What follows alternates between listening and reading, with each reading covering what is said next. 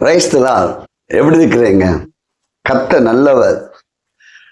ஆண்டவராக இயேசு கிறிஸ்து நமக்காக இந்த உலகத்தில் வந்து நமக்காக மரித்து உயிர்த்தெழுந்து நமக்கு மிகப்பெரிய வெற்றியை ஆண்டவர் கொடுத்திருக்கிறார்.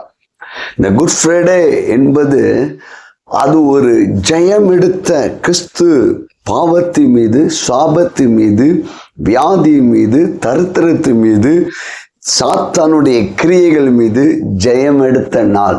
ஒரு சக்சஸ் குட் ஃப்ரைடே. சிலுவை குறித்து கொஞ்ச நேரம் தியானிக்க போகிறோம். சிலுவையினால் நமக்கு கிடைக்கும் வெற்றியை நாம் எப்படி சுதந்தரிப்பது என்று நம்ம பார்க்க போகிறோம். Glory to Jesus. பரிசுத்த ஆவியானவரே, இதை பார்த்து கொண்டிருக்கிற ஒவ்வொருடைய வாழ்க்கையில சிலுவையினால் தேவனுடைய பிள்ளைங்களுக்கு, சபைக்கு, கிறிஸ்துவுக்குள் வாழ்கிற ஒவ்வொருவருக்கும் எப்படிப்பட்ட வெற்றி இருக்கிறது என்று பரிசுத்த ஆவியானவர் உங்களுக்கு வெளிப்படுத்த போகிறார். Glory to Jesus name. Hallelujah. ஷாக்கா தோரி கபாலா. ஆதியாம் புஸ்தகம் 1:15 சொல்லப்பட்டிருக்கிறது, அவர் உன் தலையை நசுக்குவார். இந்த வாக்குத்தத்தம் நிறைவேறவே கிறிஸ்து சிலுவைக்கு கடந்து சென்றார். சிலுவை ஒரு தோற்று போன அடையாளம் அல்ல, அது வெற்றியின் அடையாளம். இயேசு கிறிஸ்துவை ஏற்றுக்கொண்ட உடனே நம்முடைய வாழ்க்கை ஆரம்பமே வெற்றி. அந்த வெற்றி கிறிஸ்துவின் வெற்றிங்க. இயேசுவின் வெற்றி நம்முடைய வெற்றி என்று நீங்கள் இந்த செய்தி முடியும் போது அறிக்கையிட போகின்றீர்கள். புஸ்தகத்திலே 17வது அதிகாரத்திலே ஆண்டவர் சொன்னார், இஸ்ரவேல் ஜனங்களுக்கு தாகம் ஏற்பட்ட போது நீங்கள் அந்த கன்மலையை அடிங்கள், நான் அங்கே இருப்பேன் என்று சொன்னார். கன்மலையை அடித்த போது அந்த கன்மலையிலிருந்து ஜீவ ஊற்று தண்ணீர் புறப்பட்டு வந்து இஸ்ரவேல் ஜனங்களுடைய தாகத்தை அன்றைக்கு தீர்த்தது. எனக்கு பிரியமானவர்களே, உங்களுடைய வாழ்க்கையிலும் கூட இயேசு கிறிஸ்து சிலுவையிலே நமக்காக அடிக்கப்பட்டபடியால் அவருடைய காயத்திலிருந்து சுகமளிக்கிற ஜீவ நதி பாய்கிறதுங்க. சிலுவை தியானம் என்பது இயேசுவின் காயங்களை நம்ம கண்ணோக்கி பார்க்கும்போது அந்த காயத்திலிருந்து இரத்தம் சொட்டு சொட்டாய் வடிந்தது. கெத்செமனேல இயேசு கிறிஸ்து கதறினார். கதறின போது ஆத்துமா வருத்தத்தோடு மிகுந்த மனவேதனையோடு கதறினார். ஒருவேளை என்னைய போல கஷ்டப்பட்டவங்க யாரும் இல்லைங்க, என் வாழ்க்கையில அதிகமான பாடுகளில் நான் கடந்து வந்து கொண்டிருக்கேன் என்று நினைக்கலாம். இல்லைங்க, இந்த உலகத்திற்கிற அத்தனை துக்கத்தையும், பாவத்தையும், சாபத்தையும், வியாதியையும், தரித்திரத்தையும் ஏற்றுக்கொண்டு கிறிஸ்து கெத்செமனேல கதறினார். பாருங்கள், அவருடைய வேர்வைக்கு பதில் இரத்தம் வெளியே வந்ததாக சொல்லப்படுகிறது.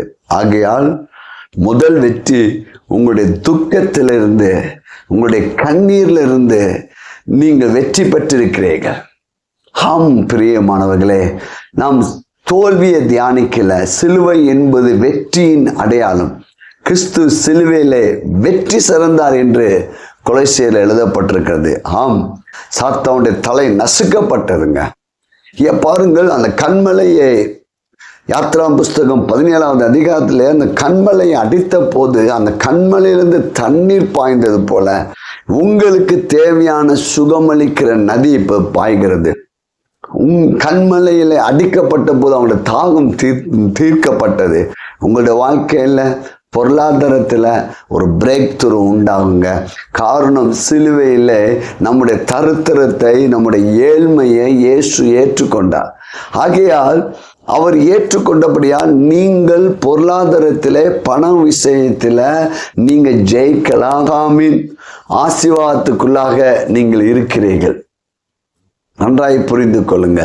பாருங்கள், அதுக்கு பிற்பாடு அமிலேக்கியர் மோசையோடு கூட யுத்தம் பண்ணினார்கள். யாத்திராகம் 17வது அதிகாரத்தில் நம்ம பார்க்கிறோம். அப்போது யுத்தம் பண்ண போது அங்கே மோசையோடைய கை உயர்த்தப்பட்ட போதெல்லாம் வெற்றி பெற்றார்கள். யோசுவா தலைமையில யுத்தம் கீழே நடந்து கொண்டிருக்கிறது. மேலே மோசையும் ஆரோனும் ஊரும் இருக்கிறார்கள். ஆனால் மோசேயுடைய கை தளர்ந்த போது யோசுவாவை அமிலேக்கியர்கள் யோசுவாவை மேற்கொண்டாங்க, யூதர்களை இஸ்ரவேல் மேற்கொண்டார்கள். அப்போ இந்த யுத்தம் ஒன்று தோல்வியாக வெற்றியாக மாறி மாறி வந்து கொண்டிருந்தது. உங்களுடைய வாழ்க்கையிலும் கூட உங்களுடைய வாழ்க்கையில சில பகுதியில நீங்கள் தோல்வியை அனுபவித்திருக்கலாம், சில பகுதியில் நீங்கள் வெற்றியை அனுபவித்திருக்கலாம். கீழே ஒன்று நடக்குதுங்க, கிறிஸ்துவுக்குள் எப்பொழுதும் ஆண்டவர் வெற்றி சிறக்க பண்ணுகிறார். ஒரு அற்புதமான வார்த்தை. எப்போதும் எப்பொழுதும் வெற்றி பெற முடியும்? மோசேயுடைய கை தளர்ந்த போது நடந்தது என்ன தெரியுமா? மோசே ஒரு கண்மலை மேல், ஒரு கல்லின் மேல் மோசே உட்கார வைக்கப்பட்டு, ஒரு பக்கம் ஆரோனும் ஒரு பக்கம் ஊரும் அவன் கையை தாங்கி கொண்டிருந்தாங்க. மோசேயுடைய கை விரிக்கப்பட்டிருந்தது. அப்பொழுது யோசுவா தலைமையில யுத்தம் அமிலேக்கியரை மேற்கொண்டு, அங்கே வேத வசனம் சொல்லுகிறது, யெகோவா நிசி என்ற ஒரு நாமம் அங்கே மிக கர்த்தர் நம்முடைய ஜெயக்கொடி என்று அங்கே கர்த்தருடைய நாமத்தில் அங்கே வெற்றி பெற்றதை பார்க்க முடியுது. ஒரே நிலையிலே மோசேயோட கை இருந்த போது, இந்த நாளில் உங்களுடைய வெற்றி எங்க பார்க்கலான்றீங்களா? சிலுவையில் இயேசுவின் கை விரிக்கப்பட்டிருந்தது. இயேசுவின் கைகளிலே ஆணிகள் பாய்ந்தவராய் அவர் பாருங்கள் தொங்கினவராய். அந்த என்ன அடையாளம் தெரியுமா? நீங்க சிலுவையை பார்க்கும்போது நீங்க வெற்றி பெற்றுட்டீங்க. யெகோவா நிசி.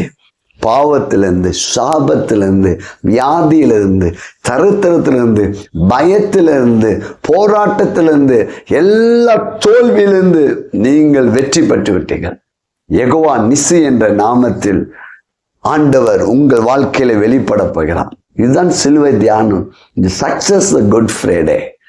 குட் ஃப்ரைடே என்பது ஒரு தோற்று போன நாள் அல்ல, ஒரு ஜெயத்தின் நாள். அதெல்லாம் குட், நல்ல புனித வள்ளி. ஆமாங்க, நமக்காக நம்முடைய சார்பில் நம்முடைய தண்டனையை ஏற்றுக்கொண்ட ஒரு நாள். கிறிஸ்து நம்முடைய தண்டனையை ஏற்றுக்கொண்டார்.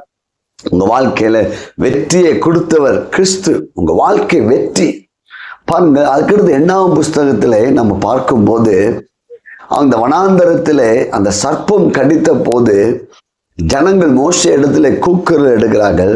அப்பொழுது ஆண்டவர் மோசேக்கு ஒரு வெண்கல சர்ப்பத்தை காட்டி அதை அந்த வனாந்தரத்திலே அதை வைக்கும்படி சொல்லுகிறார்.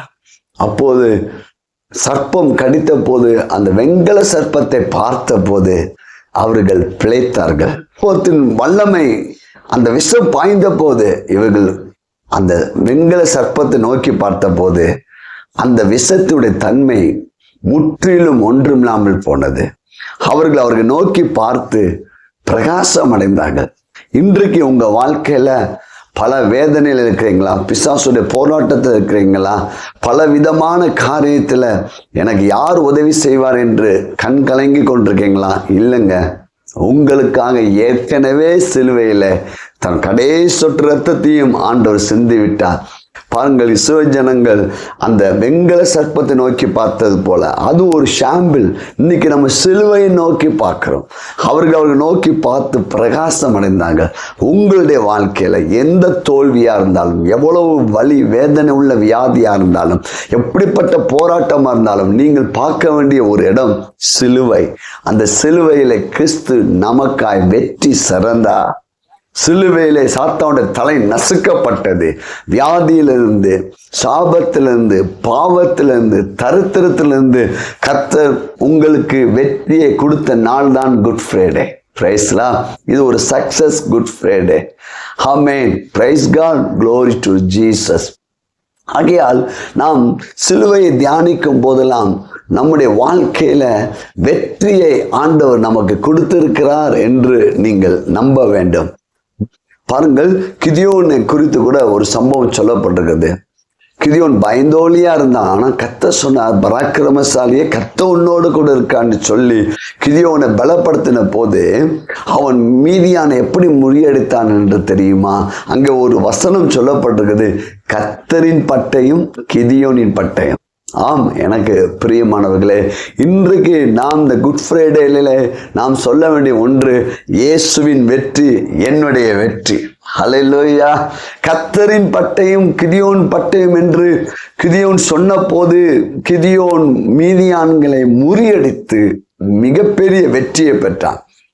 ஜெயித்து, பாதாளத்தை ஜெயித்து, ஆண்டவராகிய இயேசு கிறிஸ்து வெற்றி பெற்று விட்டார். சிலுவை என்பது ஒரு வெற்றியின் அடையாளம், ஒரு வெற்றியின் சின்னம்ங்க. சிலுவை நோக்கி பார்க்கும் போதெல்லாம் அவங்களுக்கு சுகம், சிலுவை நோக்கி பார்க்கும் போதெல்லாம் அவங்களுக்கு ஆசீர்வாதம், சிலுவை நோக்கி பார்க்கும் போதெல்லாம் அவங்க வாழ்க்கை பிரகாசமாய் மாறுங்க. நாம் சொல்ல வேண்டும், நாம் இந்த குட் ஃப்ரைடேயிலிருந்து நாம் சொல்ல வேண்டும், நீங்க ஒவ்வொரு நாளும் சொல்லணும், இயேசு கிறிஸ்துடைய வெற்றி என்னுடைய வெற்றி, இயேசு கிறிஸ்துடைய வெற்றி என்னுடைய வெற்றி என்று முழக்கமிடுங்கள். இயேசுவின் நாமத்தினால் இந்த நாள் முதல் உங்களுடைய வாழ்க்கையில் ஏற்பட்ட அத்தனை தோல்விகளும் இயேசு கிறிஸ்துவின் நாமத்தில் வெற்றியாய் மாறட்டும்.